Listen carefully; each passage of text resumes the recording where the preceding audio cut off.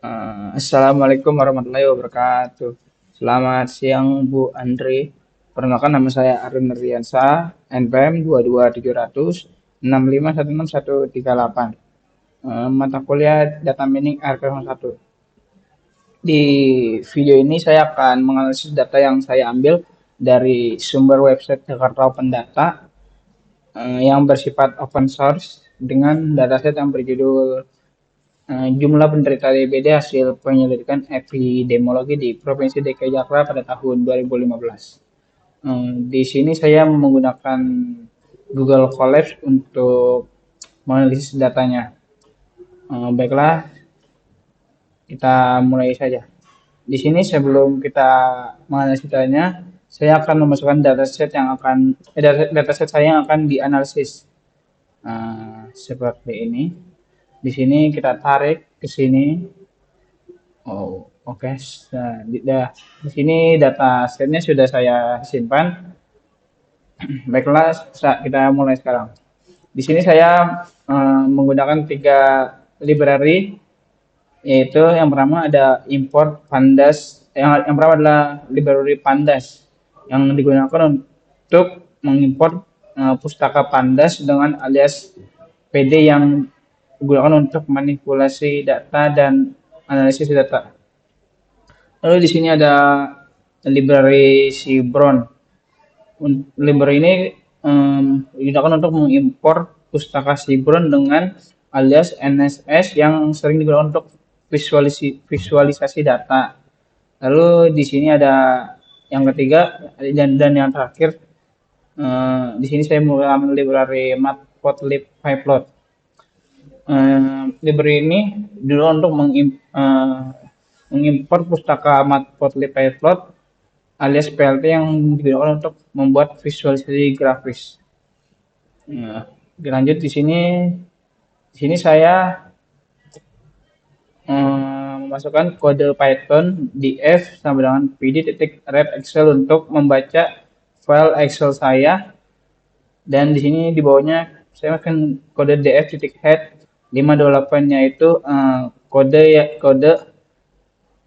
yang itu yaitu untuk menampilkan kodenya sebanyak 528 baris dan 6 kolom. Dan inilah hasil outputnya. Saya sudah kemarin tadi, takutnya kalau saya run sekarang lama. Lanjut ke tahap kedua. Di sini saya menggunakan metode deskriptif dan prediktif. Nah, di sini saya akan menjelaskan metode deskriptif dulu. Di sini saya memasukkan kode Python deskriptif underscore stats sama dengan df.deskriptif. Kode ini digunakan untuk menghasilkan statistik deskriptif seperti rata-rata, standar deviasi, nilai minimum, kuartil, dan nilai maksimum dari setiap kolom dalam data frame df.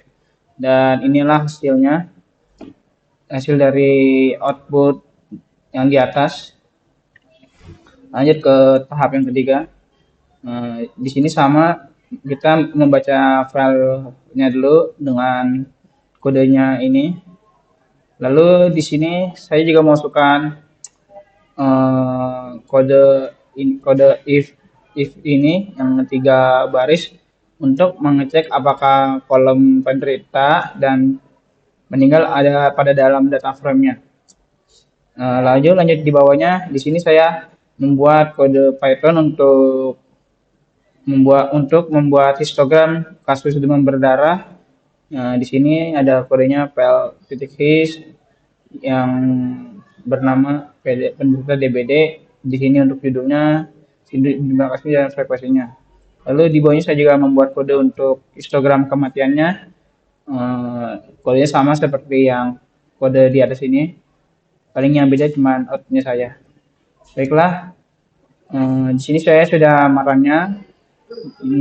Dan di sini saya dan di kode atas ini menghasilkan 2 grafik, yaitu pertama grafik distribusi kasus demam berdarah dan grafik histogram kematian akibat demam berdarah.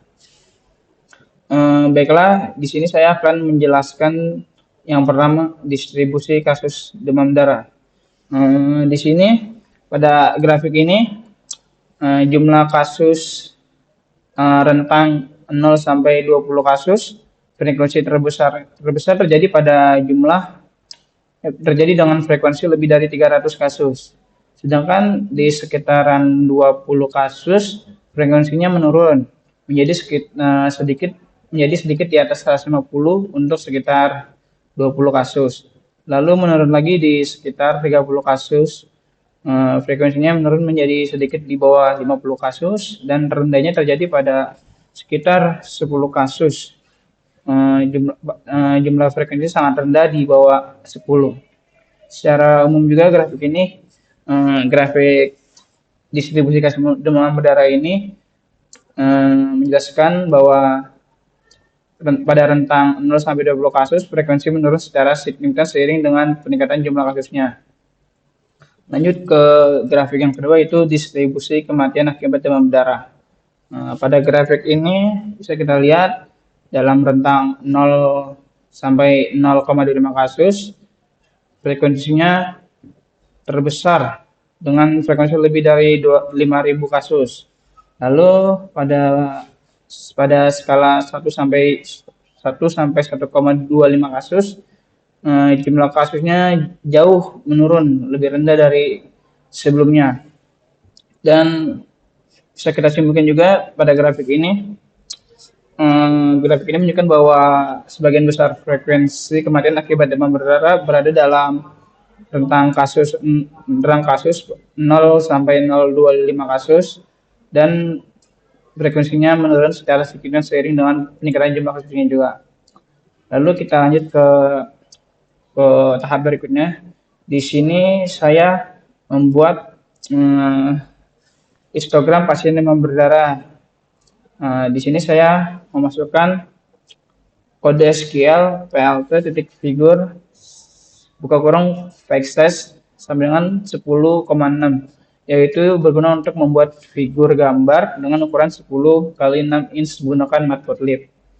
Dan di bawahnya di sini saya masukkan juga kode SNS titik hitsplot df penderita DBD pins 30 KDE true, yaitu untuk menentukan jumlah parameter 30 dan jumlah batang dalam histogram.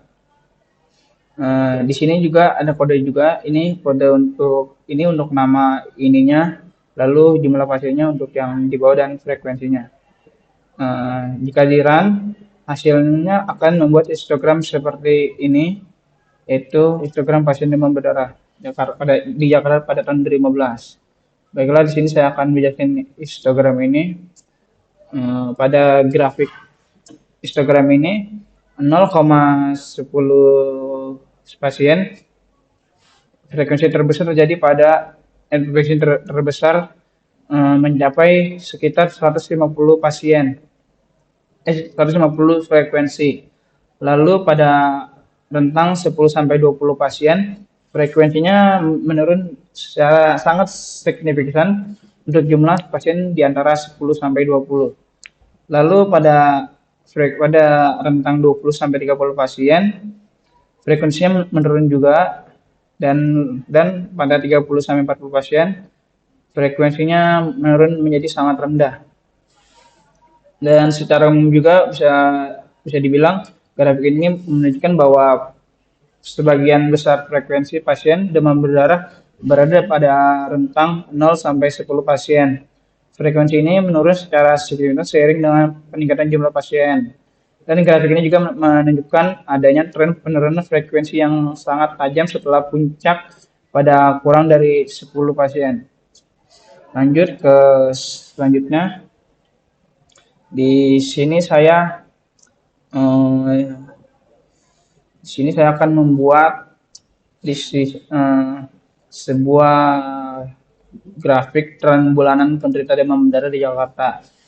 Di sini saya memasukkan kode Python-nya terlebih dahulu, yaitu monthly underscore trend sama dengan df titik group by bulan penderita SAM titik reset underscore index. Ini digunakan untuk mengkomplokkan data berdasarkan kolom bulan, kemudian menghitung total jumlah penderita demam berdarah untuk setiap bulan. Dan di sini juga di bawahnya saya PLT figur ini untuk membuat figur gambarnya dengan ukuran 12,6 inch seperti yang sebelumnya. Dan di sini juga saya menambahkan bulannya seperti dari Januari sampai Desember. Dan jika kita run akan menghasilkan output grafik seperti ini. Nah, di sini saya akan menjelaskan grafiknya juga. Di sini pada grafik ini, tren pada bulan Januari jumlah kasusnya sekitar 200 kasus. Lalu pada dari bulan Januari sampai bulan Mei terjadi peningkatan yang sangat signifikan, mencapai hampir 1.000 kasus. Lalu dari rentang Mei sampai bulan Juli, jumlah kasusnya menurun sangat tajam. Bisa kita lihat di sini menjadi sekitar 200 kasus per bulannya, pada rentang bulan itu. Lalu pada dari bulan Juli sampai Desember, jumlah kasus tetap stabil untuk setahun sampai akhir tahun maksudnya, maaf. Dan bisa kita jelaskan secara umum, grafik ini menunjukkan juga bahwa jumlah kasus demam berdarah meningkat dari bulan Januari sampai bulan Mei, lalu mengalami penurunan yang sangat signifikan pada rentang Mei sampai Juli, dan pada bulan Juli sampai Desember tren penderita mulai relatif stabil. Lalu kita lanjut ke tahap yang berikutnya. Di sini saya akan membuat grafik distribusi bulan penderita demam berdarah. Di sini sebenarnya sama saja seperti grafik yang di atas. Bedanya saya memasukkan saya menambahkan setiap kecamatan di sini kayak Cempaka Putih, Gambir dan lain-lainnya, dan setiap kecamatan yang ada di Jakarta itu saya berikan tanda garis di setiap kecamatan dan warna-warnanya berbeda. Bisa kita lihat di sini. Di sini saya akan menjelaskan juga. Pada gambar di sini, pada grafik ini menampilkan beberapa garis berwarna yang mewakili kecamatan yang berbeda di setiap kota Jakarta.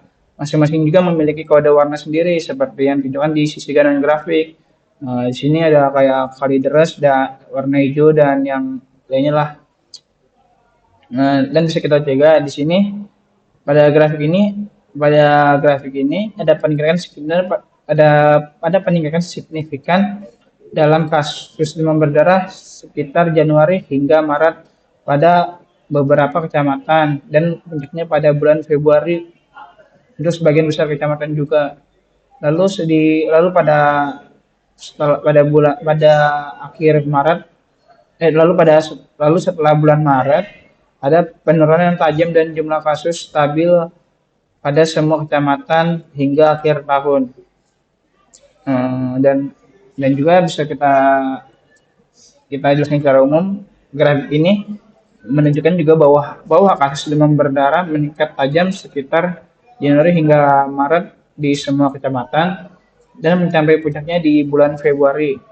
Lalu setelah bulan Maret ini dan Februari, angka kasus mulai menurun tajam dan stabil sampai akhir tahun.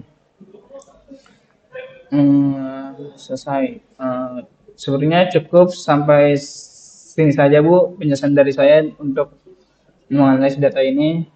Mohon maaf masih bila salah-salah kata dan salah-salah pembacaan dalam kodenya, karena saya juga masih belajar. Terima kasih atas ilmunya pada semester ini. Assalamualaikum warahmatullahi wabarakatuh.